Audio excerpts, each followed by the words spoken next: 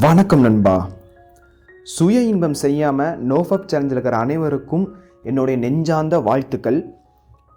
சுய இன்பம் செய்யாமல் 48 நாள் நீங்கள் இருந்தீங்க அப்படின்னா உங்களுக்கு ஒரு சூப்பரான பெனிஃபிட் கிடைக்கும். இந்த வீடியோவை கொஞ்சம் கூட ஓட்டாமல் ஸ்கிப் பண்ணாமல் கடைசி வரைக்கும் தொடர்ந்து பாருங்கள். உங்களுக்கு நிச்சயமாக பயனுள்ளதாக இருக்க போகிற ஒரு வீடியோ. இம்ப்ரூவ்ட் ஆட்டிடியூட் இம்ப்ரூவ் ஆகுமா? அப்படின்னா என்னென்னா, இப்போது நீங்கள் சொசைட்டி பற்றியே நீங்கள் வருத்தப்பட்டுட்டே இருந்திருப்பீங்க. சுய இன்பம் செஞ்சுட்டு இருக்கிற காலத்தில் அவன் என்ன நினச்சிருவானோ, இவன் என்ன நினச்சிருவானோ, அவள் என்னை தப்பாக பார்த்துருவாளோ, இவன் என்னை ரொம்ப ஒரு என்னென்னா ஒரு மென்னாக பார்க்காம என்னை ரொம்ப ஒரு கேவலமான ஒரு ஜென்மமாக பார்ப்பாளோ, இந்த மாதிரி உங்கள் ஆட்டிடியூடை நீங்களே பார்த்தீங்கன்னா டிக்ரீஸ் பண்ணிவிட்டு எங்கே போனாலும் சரி உங்கள் ஆட்டிடியூட் பார்த்தீங்கன்னா ரொம்பவே ஒரு வியர்டாகவே இருக்கும். ஒரு காமன் பீப்புள் மாதிரியே இருக்காது. ஒரு பயமாகவும் ஒரு பதட்டமாகவும் கான்ஃபிடென்ட் இல்லாத ஒரு ஆண்மகனாகவும் தான் நீங்கள் வாழ்ந்துட்டு இருந்திருப்பீங்க சுய இன்பம் செஞ்சுட்டு இருந்த காலத்தில். இப்போது நீங்கள் சுய இன்பத்தை விட்டுட்டு நோஃபப் சேலஞ்சுக்குள்ளே 48 நாள் ஆயிடுச்சு அப்படின்னா உங்களோட மேனரிசம் டோட்டலாகவே சேஞ்ச் ஆகிருதுங்க. பல பேர்த்துக்கு சேஞ்ச் ஆயிடுச்சு. எனக்கு ரீசெண்டாக ஒருத்தர் நம்மளோட இன்ஸ்டாகிராம் பேஜ் இருக்குது பார்த்தீங்களா, அதில் எனக்கு மெசேஜ் பண்ணியிருந்தார். ப்ரோ, நான் 52 நாள் நான் நோஃபப் சேலஞ்சில் கடந்து போயிட்டுருக்கேன்.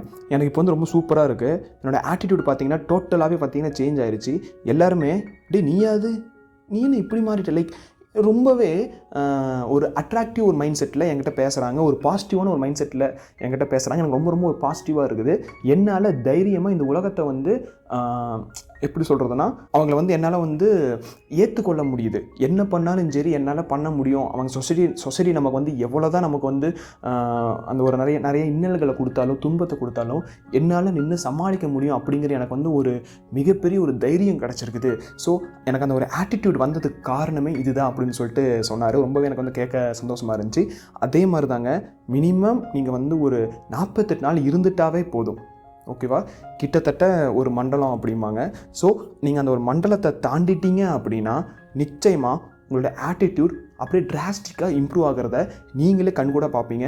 நடை, உடை, பாவனை, பேச்சு எல்லா ஆற்றலும் பார்த்தீங்கன்னா அப்படியே சேஞ்ச் ஆக ஆரம்பிக்கும். செம்ம பாசிட்டிவாக இருப்பீங்க. ஸோ 48 நாள் நீங்கள் கடந்துட்டிங்கன்னா போதும், உங்களோட ஆட்டிடியூடை மாறுறத நீங்களே கண்கூட பார்ப்பீங்க.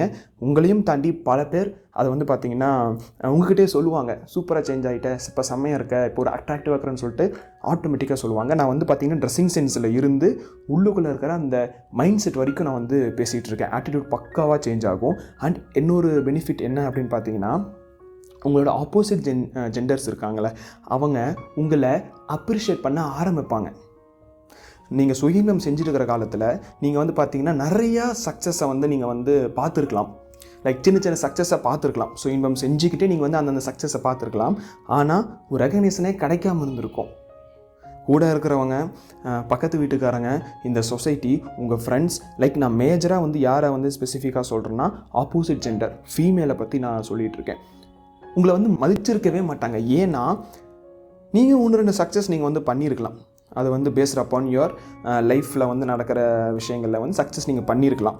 ஸ்டடீஸாக இருக்கட்டும், இல்லை வேலையாக இருக்கட்டும், இல்லை வியாபாரமாக இருக்கட்டும், இல்லை பணமாக இருக்கட்டும், இல்லை ஒரு அச்சீவ்மெண்ட் என்ன வேணாலும் இருந்துட்டு போகுது.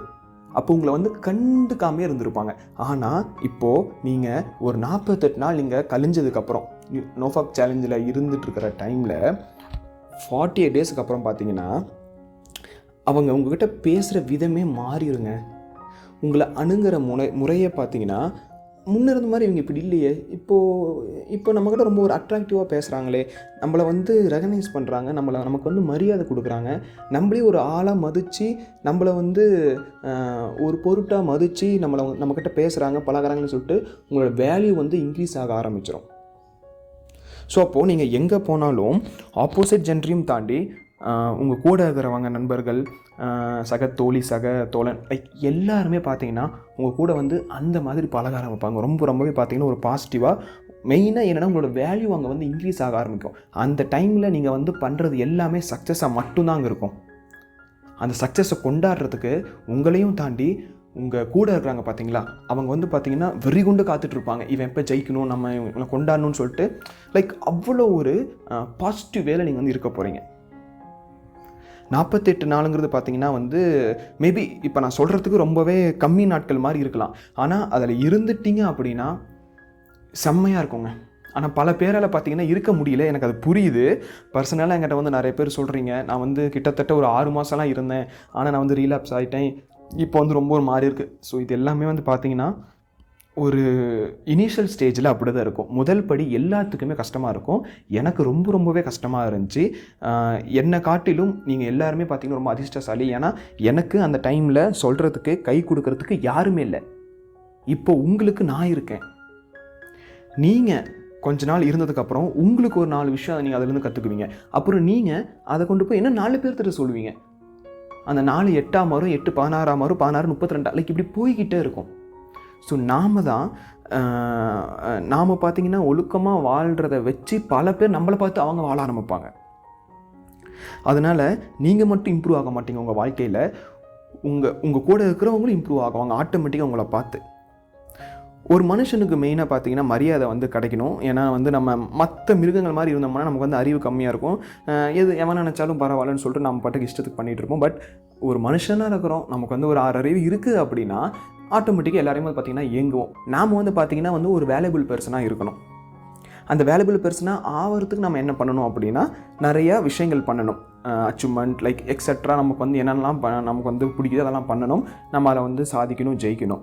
அப்போது அதுக்கு உறுதுணையாக இருந்து நம்ம கூடவே இருக்கிறது பார்த்திங்கன்னா நோஃபப் சேலஞ்சு மட்டும்தான்.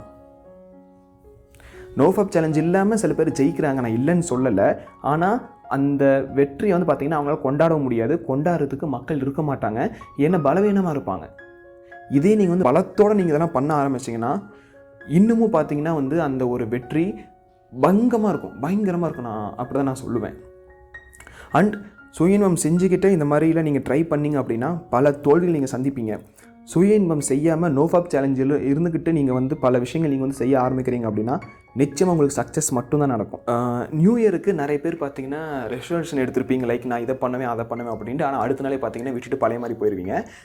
ஒன்று இப்போ நம்ம ஒரு விஷயம் நம்ம வந்து முடிவு பண்ணிட்டு நம்ம செய்ய போகிறோம் அப்படின்னா அதுலேயே ஸ்ட்ராங்காக இருங்க. என்ன அடித்தாலும் சரி, எவன் அடித்தாலும் சரி, நெவரமாக அதுலேயே ஸ்ட்ராங்காக இருங்க. சத்தியமாக நீங்கள் ஜெயிப்பீங்க. என்ன அவன் அப்படி சொல்கிறான், என்ன இப்படி சொல்கிறான்னு சொல்லிட்டு கொஞ்சம் காது கொடுத்து கேட்டுட்டீங்க அப்படின்னா நீங்கள் அதுலேருந்து டிஸ்ட்ராக்ட் ஆகி வேறு ஒரு வேலைக்கு போயிடுவீங்க. நீங்கள் அதை வந்து விட்டுருவீங்க, எல்லாத்தையுமே டோட்டலாக விட்டுருவீங்க. ஜனவரி 1 நீங்கள் வந்து பண்ணலான்னு சொல்லிட்டு நினைப்பீங்க, ஜனவரி 2 3 பார்த்தீங்கன்னா வந்து பழைய மாதிரி போயிடுவீங்க. பல வருஷமாக உங்களுக்கு வந்து இதாக நடந்துகிட்ருக்கோம். பட் இப்போது தயவு செஞ்சு உங்கள் மைண்ட் செட்டை ஃபிக்ஸ் பண்ணுங்கள். எல்லாமே நீங்கள் நினச்சா மாற்ற முடியும். உன் வாழ்க்கை உன் கையில். நன்றி நண்பா.